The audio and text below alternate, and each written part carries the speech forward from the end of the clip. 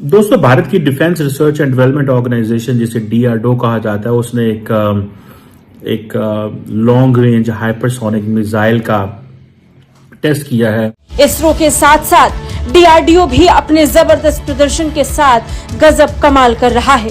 अब डीआरडीओ ने एक ऐसे मिसाइल इंजन को अपने कंट्रोल में कर लिया है जो इंजन के तापमान को सबसे ज्यादा स्पीड पर रहने के बाद भी कंट्रोल में रख सकता है। जी हां, डीआरडीओ ने सफलतापूर्वक स्क्रैमजेट इंजन का जमीनी परीक्षण पूरा कर लिया है। पाकिस्तान के पास ऐसा कुछ भी नहीं है। बाय द वे, मैं आपको बताऊं, जो पाकिस्तान के पास हाइपरसोनिक टेक्नोलॉजी है, इसकी कोई ऐसी एविडेंस नहीं मिलती कि पाकिस्तान के पास हाइपरसोनिक मिसाइल हो। आपको पता है कि पाकिस्तान का जो लॉन्गेस्ट मिसाइल की जो रेंज है वो तकरीबन, if I am not wrong, तो 250 किलोमीटर से थोड़ी ज्यादा है। भारतीय हथियार प्रणाली की ताकत को अब इससे और मजबूती मिलने वाली है। बड़ी बात यह है कि डीआरडीओ की इस उपलब्धि पर रक्षा मंत्रालय ने भी बधाई दी और कहा कि स्क्रैमजेट के परीक्षण के जरिए हाइपरसोनिक तकनीक विकसित करने की ये पहली उल्लेखनीय उपलब्धि है।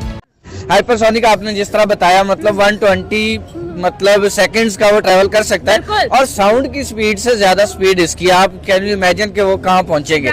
तो अमेरिका के अटलांटिक काउंसिल की रिपोर्ट के मुताबिक ये ताकतवर मिसाइलें अभी सिर्फ अमेरिका, चीन, भारत और रूस के पास ही हैं। हालांकि हाइपरसोनिक मिसाइल रखने के दावे तो उत्तर कोरिया और यमन के विद्रोही संगठन हूती भी करते हैं, लेकिन प्रामाणिक रूप से ये सिर्फ 4 देशों के पास ही है।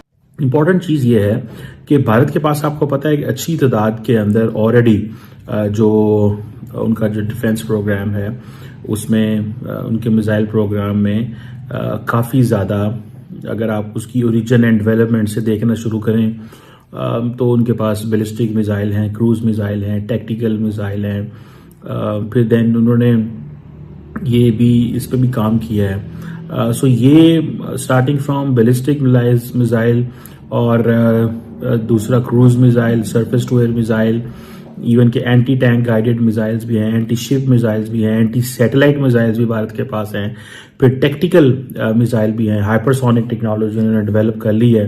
डीआरडीओ ने पहली बार भारत में एंडोथर्मिक स्क्रैमजेट फ्यूल का इजाद किया है जो इंजन के तापमान को नियंत्रण में रखने में मदद करेगा। एंडोथर्मिक स्क्रैमजेट फ्यूल इंजन का तापमान कम रखने और इग्निशन को सरल बनाने में मदद करता है। जानकारी के मुताबिक रक्षा मंत्रालय ने अपने बयान में कहा कि भारत, अमेरिका, चीन और रूस सहित कई देश सक्रिय रूप से हाइपरसोनिक तकनीक पर काम कर रहे हैं और भारत आज उन्हीं देशों के साथ आकर खड़ा हो चुका है।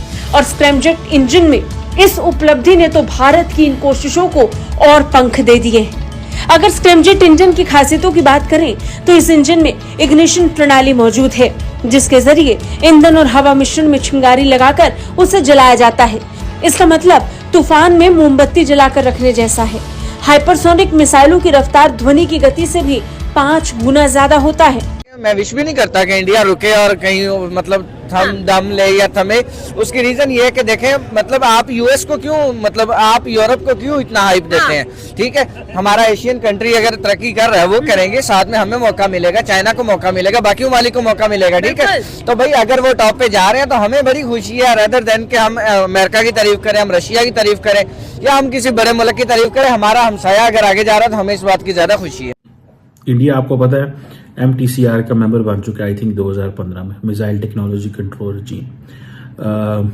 अब इसमें पाकिस्तान अगर लॉन्ग रेंज मिसाइल की तलाश में निकलेगा तो पाकिस्तान के लिए सैंक्शंस हैं। इंडिया निकलेगा, ये इंडिया लॉन्ग रेंज मिसाइल्स बना रहा है तो कोई मसला नहीं है। ठीक है जी। और दूसरा ये है कि पाकिस्तान, आपको पता है, रिसेंटली चाइनीज और बेलारूस की कंपनीज जो हैं, जो कि पाकिस्तान के मिसाइल प्रोग्राम में कुछ चीज़ों को प्रोग्राम में कुछ इक्विपमेंट भेजती थी, उनको भी सैंक्शन किया गया है। और ये जो पाकिस्तान का मौक़िफ़ यही है कि अमेरिकन ने बगैर एविडेंस के जो है कि कंपनीज क्या सप्लाई कर रही हैं, क्या नहीं कर रही, ये चीज़, तो ये पॉलिटिकल यूज़ है एक्सपोर्ट कंट्रोल रेजिम्स का।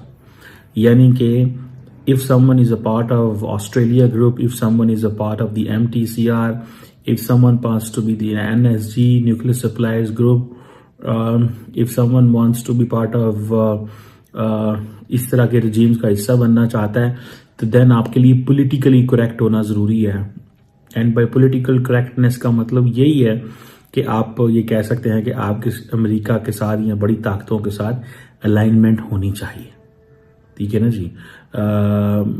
और अगर ये काम इंडियंस करेंगे तो अमेरिकन सैंक्शंस नहीं लगाएंगे। अगर पाकिस्तान कहे कि मैंने 5000 किलोमीटर तक मिसाइल बना लेना है, क्योंकि पाकिस्तान के हवाले से उनको ये खतरा है कि ये अरब वर्ल्ड जो है वो समहाउ कभी पाकिस्तान का मिसाइल प्रोग्राम को इस्तेमाल कर सकती है। ये एक खतरा है वेस्ट के अंदर, और वो समझते हैं क्योंकि ये सारा का सारा जो जिसे कहते हैं ना कि एक मसला है। आप देखिए अमेरिका और पाकिस्तान के दरमियान जो न्यूक्लियर इशू है ना, ये एक इरिटेंट है, ठीक है जी। हालांकि पाकिस्तान और अमेरिका के दरमियान जो ताल्लुकात में बहुत इम्प्रूवमेंट हुई है, और पाकिस्तान की न्यूक्लियर प्रोग्राम पे सैंक्शंस भी नहीं हैं इंडिया की तरह, लेकिन इंडिया को तो अब बड़े पैमाने पे एक प्रेफरेंशियल ट्रीटमेंट जो है वो दिया जाता है, ठीक है जी। नमस्कार दोस्तों, अपडेट इंडिया में आपका स्वागत है। दोस्तों डीआरडीओ ने सफलतापूर्वक स्क्रैमजेट इंजन का जमीनी परीक्षण पूरा कर लिया है। दोस्तों इस परीक्षण से भारतीय हथियार प्रणाली को मजबूती मिलने वाली है। दोस्तों डीआरडीओ के इस उपलब्धि पर भारत के रक्षा मंत्रालय ने भी बधाई दिया है। रक्षा मंत्रालय के द्वारा बताया गया स्क्रैमजेट इंजन की सफलतापूर्वक परीक्षण से हाइपरसोनिक तकनीक विकसित करने में मदद मिलेगी। यह पहली कामयाबी है डीआरडीओ का। आने वाले समय में हाइपरसोनिक मिसाइल को जबरदस्त मजबूती मिलने वाली है। दोस्तों भारत ने पहली बार इंडोथर्मिक फ्यूल को बनाया है। इसके द्वारा इंजन के तापमान को कंट्रोल किया जाएगा। दोस्तों भारत तेजी से अपने ज़रूरतमंद हथियारों को मेकिंग इंडिया के तहत स्वदेशी तकनीक के द्वारा बनाने में लगा हुआ है। दोस्तों इस हाइपरसोनिक मिसाइल को अमेरिका, चाइना और रसिया पहले से ही बनाने में जुटे हुए हैं। भारत तेजी से इस हाइपरसोनिक मिसाइल को बनाने में लगा हुआ है। दोस्तों आज का भारत शक्तिशाली देश चीन, अमेरिका और रसिया के साथ कदम से कदम मिलाकर आगे बढ़ रहा है। दोस्तों भारत की निर्भरता दूसरे देशों पे कमी आ रही है। जो पैसा दूसरे देशों को ज़्यादा था वो पैसा भारत के पास ही रह रहा है, जिससे भारत की अर्थव्यवस्था में मजबूती देखने को मिलेगी। भारत का मेकिंग इंडिया प्रोजेक्ट भारत को आत्मनिर्भर बनने में काफ़ी कारगर सिद्ध हो रहा है। दोस्तों वीडियो अच्छी लगी हो तो वीडियो को लाइक, चैनल को सब्सक्राइब करना ना भूलें। मिलते हैं नेक्स्ट वीडियो में।